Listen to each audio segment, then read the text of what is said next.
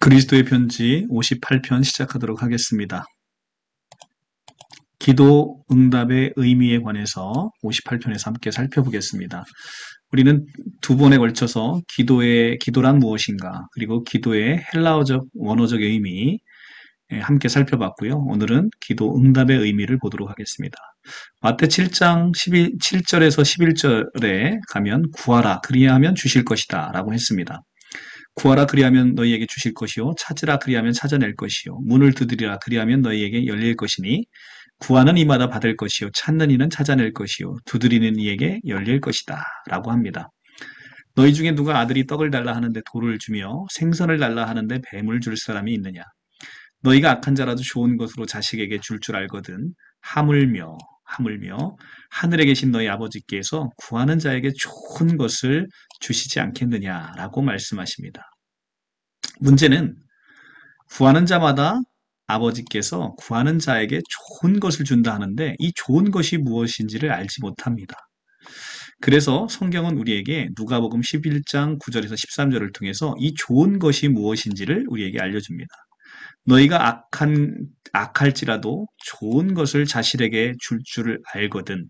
하물며 너희 하늘 아버지께서 구하는 자에게 성령을 주시지 않겠느냐 하시니라. 누가복음 11장 13절 말씀이죠. 그러니까 하나님 아버지께서 구하는 자에게 좋은 것으로 주시는데 그 좋은 것이 다름 아닌 성령이라는 것입니다. 성령. 보통 사람들은 돈과 권세와 명예를 소중하게 생각합니다. 그런데 돈, 권세, 명예보다 더 소중한 보화가 있습니다. 그것이 바로 성령 하나님이신 것이죠. 마태 10장 17절에서 22절에 한 부자 청년이 예수님에게 나와서 영생을 얻는 길에 대해서 묻습니다. 선생님이요, 어떻게 하면 내가 무엇을 하면 영생을 얻을 수 있겠습니까? 예수님은 그에게 내게 있는 것을 팔아 가난한 사람에게 나눠 주어라 라고 말씀합니다. 그리하면 하늘의 보화가 내게 있을 것이다 라고 말합니다. 그런데 그 사람은 재물이 많은 고로 이 말씀을 듣고 근심하여 돌아가고 말았습니다. 왜 그렇죠? 그에게는 재물이 무엇보다도 소중했기 때문인데 그 재물을 팔으라는 것입니다. 그런데 어떤 사람들은 이 세상 권세와 권력이, 또 어떤 사람들은 돈이, 어떤 사람들에게는 인기나 재주가 하늘에 보아 쌓는 데 방해가 될 수 있습니다. 마치 이 부자 청년처럼 그렇다는 것이죠. 이 부자 청년에게 내게 있는 것을 팔아라고 하신 예수님의 말씀은 재물을 의지하던 그 마음을 쫓아내고 오직 하나님만을 마음의 중심에 모시고 하나님의 뜻과 연합하여 그 뜻에 의지하여 산다는 의미입니다. 그래서 내게 있는 것을 팔아. 이 부자 청년은 가지고 있는 게 부가 전부예요. 근데 재물을 의지하던 그 마음을 이제 쫓아버리라는 것이고 하나님을 의지하며 하나님을 마음의 중심에 놓고 그 보화가 있는 자리에 하나님을 놓고 살아가라라는 의미입니다. 이같이 하나님보다 더 믿고 의지하는 것들을 단호히 끊어버리고 오직 하나님만 모시고 살아갈 때 우리의 삶에 축복이 넘치고 저 하늘의 보화가 쌓이게 되는 것이죠. 사실 이와 같은 것은 인간 차원의 노력으로는 쉽지 않고 되지도 않는 일입니다. 그런데 성경은 우리에게 너무나 놀랍고 쉬운 방법을 알려주죠. 하나님께 구하면 하나님께서 좋은 것, 성령을 주십니다. 이 성령 충만함을 우리가 얻게 되면 이 모든 것들이 자연스럽게 없어지게 되는 거예요. 그러니까 내가 세상에 가지고 있는 모든 욕망을 내려놓는다. 그것이 인간의 노력으로 가능하냐? 불가능하다는 거죠. 어둠은요, 노력으로 없애는 게 아니라 빛 가운데 나오게 되면 어둠은 그냥 저절로 물러나게 되는 거예요.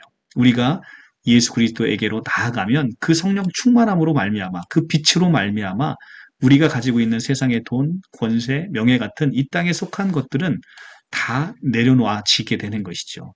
되어짐을 경험하는 것이 성경의 가장 중요한 주제입니다.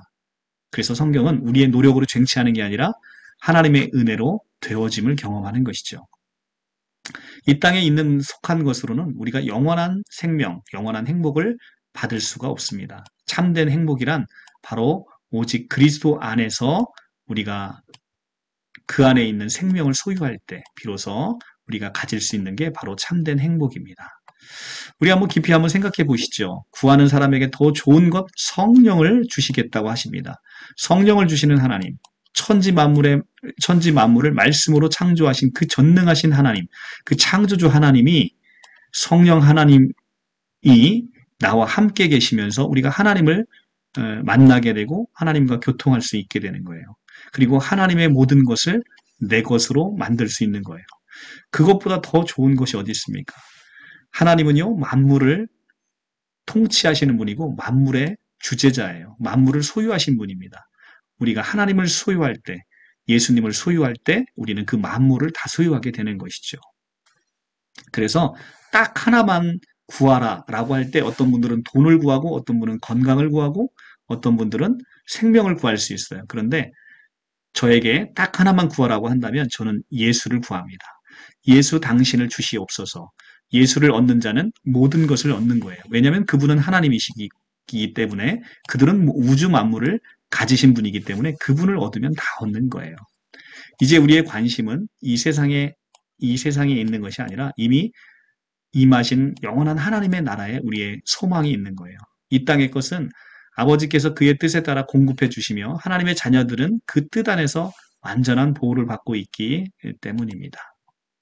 그래서 마태 6장 33절 그런즉 너희는 먼저 그의 나라와 그의 의를 구하라. 그리하면 이 모든 것을 너희에게 더하시리라 말씀하신 것이죠.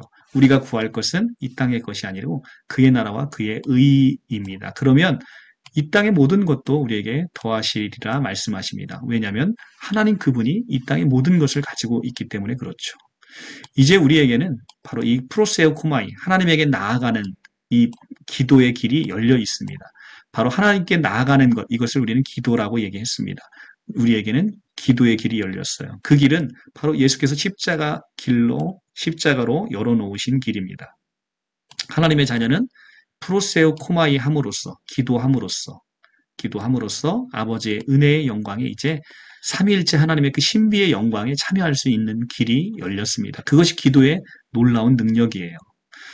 이 기도라는 프로세오 코마이는 우리가 하나님의 생명에 참여할 수 있게 해주고 이것을 가능하게 해주신 분이 바로 성령 하나님이십니다. 이제 우리는 진실로 구하라 그리하면 너희에게 주실 것이요 찾으라 그리하면 찾아낼 것이라는 그 의미를 알게 됐습니다. 그리고 이 문을 두드리면 그리하면 너희에게 열릴 것이니 구하는 이마다 받을 것이고 찾는 이가 찾을 겁니다. 그래서 이 말씀의 진정한 의미가 무엇인지를 배웠어요. 우리는 무엇을 구하는 것이죠? 바로 성령 하나님을 구하는 것이죠. 그리고 그의 나라와 그의 의를 구하는 거예요. 그리하면 이 모든 것을 우리에게 주실 겁니다. 이것이 바로 우리가 찾고 있는 기도와 기도의 응답에 관한 것입니다. 자, 우리가 이제 기도의 응답과 관련해서 하나 조금 더 깊이 있는 말씀을 살펴보고 마치겠습니다. 고린도후서 12장 7절에서 10절 말씀인데요. 여러분 성경으로 꼭 읽어보시기 바랍니다.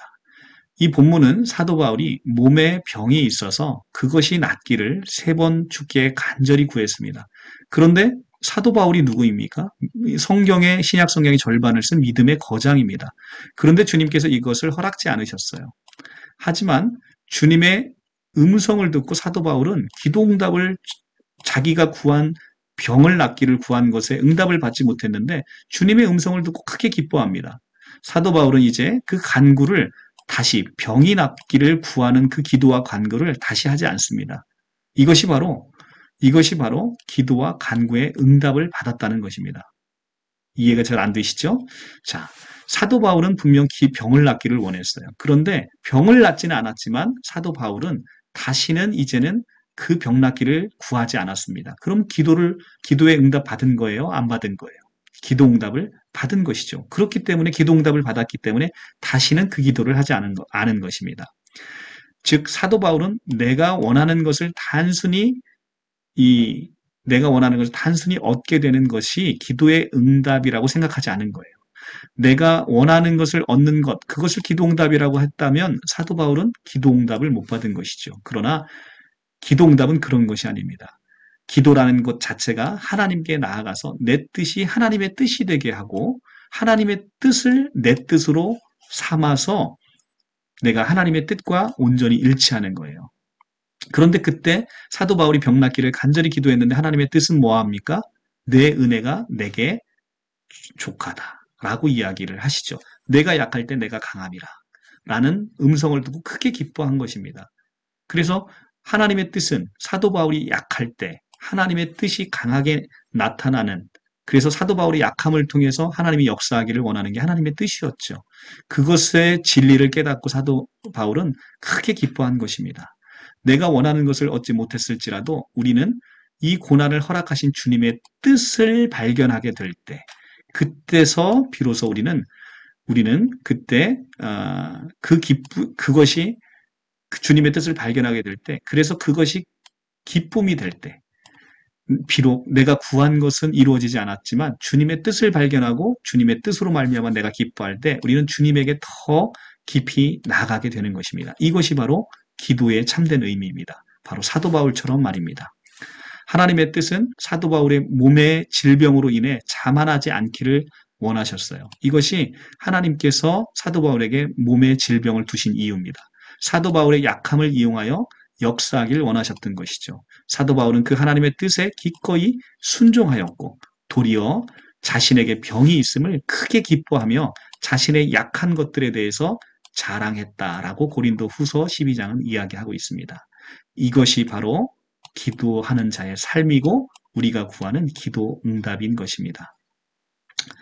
자, 이렇게 우리 성도님들이 기도의 온전한 의미, 기도 응답의 온전한 의미를 깨달으셔서 하나님과 날마다 연합함으로 우리의 기도의 모든 것들이 응답받는 놀라운 축복이 우리에게 가득 임하시기를 축원하고 또 축원합니다. 감사합니다.